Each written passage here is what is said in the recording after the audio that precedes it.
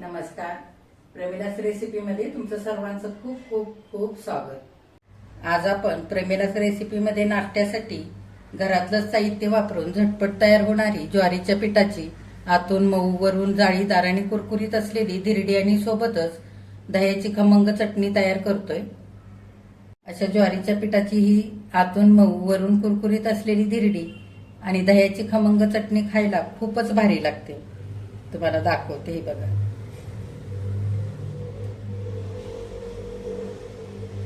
लगेचच आता रेसिपीला सुरुवात करूयात.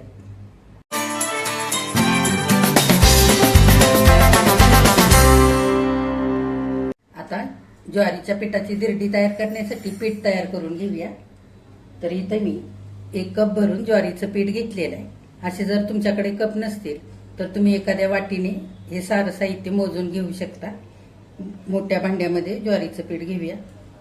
धिरडीवरून मस्त अशी कुरकुरीत होण्यासाठी इथं सारख्याच कपाने पाव कप बेसनचं पीठ घेतलंय आणि पाव कप रवा घेतलेला आहे. रवा इथे तुम्ही बारीक किंवा जाडसर असलेला वापरू शकता. तर ह्याच पिठामध्ये रवा आणि बेसनचं पीठ घेऊया. आता इथं अर्धी वाटी भरून किसलेलं गाजर घेतलंय ते घालूया. आता इथं 1 छोटी वाटी भरून कांदा अगदी बारीक असा कापून घेतलेला आहे तो घालूया. आता अर्ध टोमॅटो असं बारीक कापून घेतलंय ते घालूया. जर तुम्हाला आवडत असेल तर तुम्ही थोडीशी शिमला मिरची सुद्धा बारीक कापून घालू शकता. आता धिरडी छान चवीला लागण्यासाठी आपण मसाले घालूया. अर्धा चमचा जिरं घेतलंय ते घालूया. धिरडं छान पचायला हलकं व्हावं म्हणून इथे मी पाव चमचा ओवा घेतलाय तो हातावरती चोळून घालूया. पाव चमचा हिंग घालायचा. अर्धा चमचा भाजलेल्या जिऱ्याची पूड. 4-5 पानं कढीपत्त्याची बारीक चिरून घेतली ती घालूया. तुम्हाला आवडत असतील तर घाला. पाव चमचा हळद. आता 2 कमी तिखट मिरच्या बारीक चिरून घेतल्यात त्या घालूया. तुमच्या आवडीप्रमाणे तुम्ही इथे मिरच्या कमी जास्त करू शकता. अर्धा चमचा लाल तिखट. आता स्वच्छ धुतलेली बारीक चिरून घेतली कोथिंबीर ती घालूया.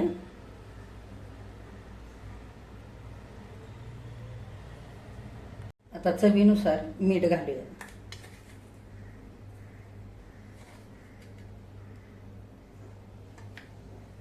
आता आपल्याला ह्या सगळ्या मिश्रणामध्ये थोडं थोडं पाणी घालून सैलसर असं धिरड्याचं पीठ तयार करून घ्यायचंय.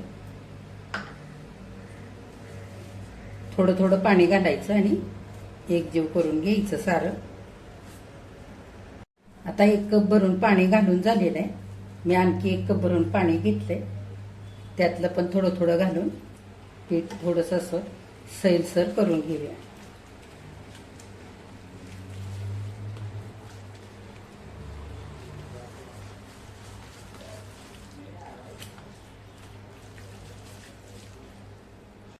आता थोडंसं आणखी पाणी घालूया.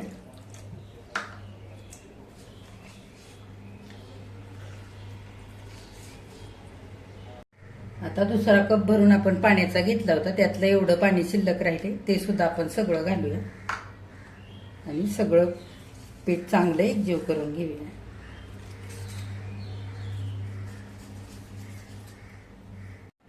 हे बघा 2 कप पाणी घातल्यानंतर चांगलं धिरड्याचं पीठ मी इथे एकजीव करून घेतलंय. ह्या पद्धतीने असं तयार झालेलं आहे. फार पातळ पण केलेलं नाहीये आणि फार घट्टही झालेलं नाहीये. असं मध्यम सैलसर असं इथे पीठ मी ठेवलेलं आहे. जर तुम्हाला धिरडी पातळ आणि कुरकुरीत खायला आवडत असतील तर धिरडी करायच्या आधी थोडंसं पाणी घालून हे पीठ थोडंसं पातळ करून घ्यायचं म्हणजे छान धिरडं पातळ आणि कुरकुरीत तयार होतं. तर आता ही आपल्याला 5 मिनिटांपेक्षा जास्त वेळ झाकून ठेवायचं नाहीये.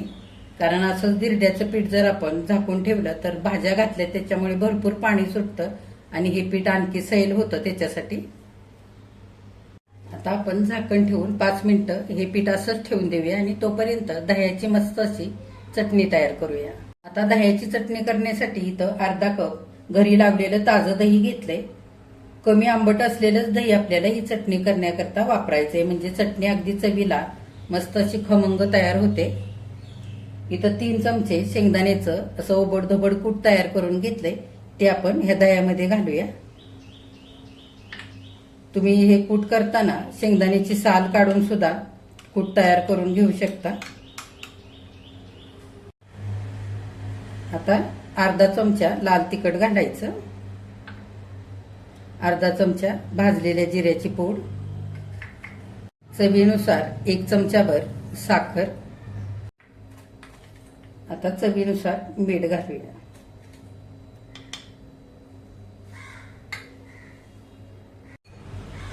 सगळं आपण थोडंसं चांगलं मिसळून घेऊया. आता वरून थोडीशी बारीक चिरून घेतलेली कोथिंबीर पण घालूया आणि सगळं दही चांगलं आपण एकजीव करून घेऊया.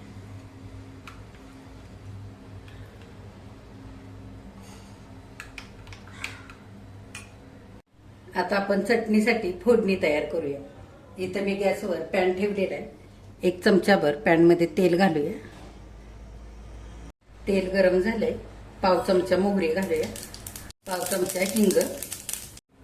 आता फोडणी आपण दह्यावरती घालूया. आता दह्याची चटणी होईपर्यंत 5 मिनिटं झालेली आहे. धिरड्याचं पीठ आपण तयार करून झाकून ठेवलं होतं. धिरडी छान जाळीदार होण्याकरता, आतून मऊ आणि वरून मस्त कुरकुरीत होण्याकरता 1 चमचाभर आपण आधी या पिठामध्ये तेल घालून घेऊया. आता तेल घातल्यानंतर धिरड्याचं पीठ चांगलं एकजीव करून घ्यायचं आणि लगेचच आता धिरडी करायला घ्यायचे. 5 मिनिटानंतर थोडंसं आपलं इथे पीठ आणखी सैलसर झालेलं आहे. आता धिरडी करण्यासाठी इथे बिडाचा तवा मी गॅसवरती गरम करण्याकरता ठेवलेला आहे. तुम्ही लोखंडी किंवा नॉनस्टिकच्या तव्यात सुद्धा धिरडी करू शकता. आता तवा हलकासा गरम झालेला आहे. आपण थोडंसं तेल लावून घेऊया. फारही लावायचं नाहीये.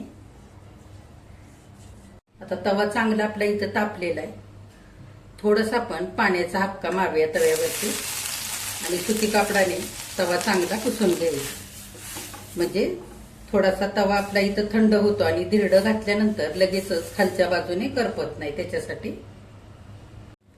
आता धिरड्याचं पीठ तळापासून चांगलं हलवून घ्यायचं आणि पळीने धिरडं असं तव्यावरती घालून घ्यायचं. आता किती तुम्हाला जाड करायचंय किंवा पातळ करायचंय त्याच्या अंदाजाने करायचं. धिरडी थोडीशी जाडच असतात. तुमच्या अंदाजाने तुम्ही इथं धिरडं घालून घ्या. गॅस मध्यम करून एका बाजूने 1-2 मिनिटं धिरडं आधी भाजू द्यायचं. आता 2 मिनिटं झालेले. आपण थोडंसं साईडने असं तेल सोडून घेऊया धिरड्याच्या आणि वरून सुद्धा अगदी थोडंसं असं तेल लावून घेऊया आणि 1-2 मिनिटांकरता झाकण घालूया. गॅस मध्यमच ठेवलेला आहे. 2 मिनिटं झालेली आहेत. आपण झाकण काढूया.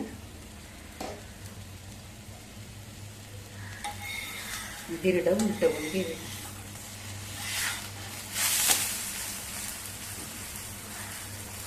हे बघा अगदी छान खरपूस भाजलेलं आहे. आता दुसऱ्या बाजूने सुद्धा असं छान खरपूस भाजून द्यायचं. आता 2 मिनिटानंतर दुसऱ्या बाजूने सुद्धा धिरडं चांगलं आपलं भाजलेलं आहे. हे बघा. आता जाळीवरती आपण काढून घेऊया. जाळीवरती काढायचं म्हणजे पूर्ण वाफ निघून जाते धिरड्यातली आणि धिरडं आपलं मऊ पडत नाही, त्याच्यासाठी. आता आपण आणखी एक धिरडं करून घेऊया. थोडंसं तव्याचं तापमान कमी होण्यासाठी पाण्याचा हापका मारायचा आणि सुती कापडाने पुसून घ्यायचं. आता थोडंसं तव्याच्या मध्यभागी तेल लावून घेऊया.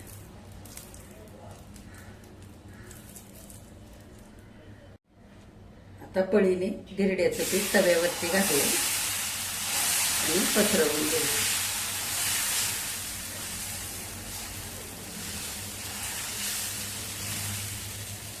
आता 1-2 मिनिटं मध्यम गॅसवरती एका बाजूने धिरडं भाजून घ्यायचं. आता मिनिटभर झालेलं आहे. धिरडं आपल्या वरच्या बाजूने थोडंसं सुकल्यासारखं झालंय.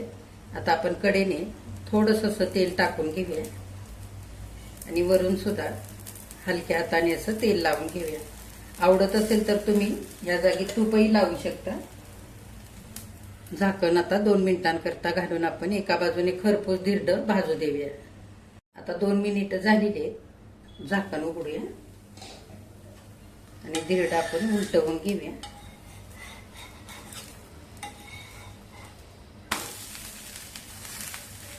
दुसऱ्या बाजूने सुद्धा चांगलं खरपूस भाजू द्यायचं. थोडंसं आपण कढईने तेल घालूया. वरून सुद्धा हलकंसं असं तेल लावून घ्यायचं. आता 2 मिनिटं झालेली. धिरडं आपण उलटवून घेऊया. हे बघा, दुसऱ्या बाजूने सुद्धा अगदी खरपूस इथं धिरडं भाजलेलं आहे. तर इथे मी अशी छोटी छोटी धिरडी केलेली आहे. तुमच्या आवडीप्रमाणे तुम्ही लहान मोठी अशी इथे करू शकता. जेवढं आपण धिरडी करण्याकरता पीठ तयार केले त्याच्यामध्ये असे छोट्या आकाराचे 6 ते 7 धिरडी तयार होतात. आता हे धिरडं सुद्धा आपण जाळीवरती असं काढून घेऊया. उरलेल्या पिठाची अशीच धिरडी सगळी करून घेऊया. हे बघा, झटपट तयार होणारी ज्वारीच्या पिठाची धिरडी आणि दह्याची खमंग चटणी इथे करून तयार झालेली आहे खाण्यासाठी. ही धिरडी किती छान झाली आहेत बघा. आतून मऊ, वरून जाळीदार आणि छान कुरकुरीत झालीत. आणि ही दह्याची चटणी सुद्धा खूपच चवीला भारी झालेली. अशा ज्वारीच्या पिठाच्या धिरड्यांसोबत ही दह्याची चटणी खायला खूप भारी लागते. एखाद्या दिवशी जर तुम्हाला तेच जेवण खायला कंटाळा आला असेल किंवा जेवण बनवायचा कंटाळा आला असेल तर तुम्ही अशी झटपट होणारी ज्वारीच्या पिठाची धिरडी आणि दह्याची चटणी जेवणासाठी सुद्धा बनवू शकता. अशी तुम्ही धिरडी ही मुलांच्या शाळेच्या डब्याला, ऑफिसच्या डब्याला सुद्धा बनवून देऊ शकता. कारण ही धिरडी आपण करताना ज्वारीचं पीठ वापरलेलं आहे, त्याच्यामध्ये भाज्या घातलेल्या आहेत, त्याच्यामुळे ही पौष्टिक पण झालेली आहेत आणि पचायला सुद्धा हलकी झालेली आहे. तर अशी तुम्ही ज्वारीच्या पिठाची धिरडी आणि ही दह्याची चटणी नक्की करून बघा. तुम्ही केल्यानंतर कमेंट करायला अजिबात विसरू नका. आजची रेसिपी आवडल्यास एक लाईक नक्की करा. जे कोणी आता माझ्या रेसिपीज नव्याने बघत आहेत त्यांनी माझ्या चॅनेलला जरूर सबस्क्राईब सुद्धा करा.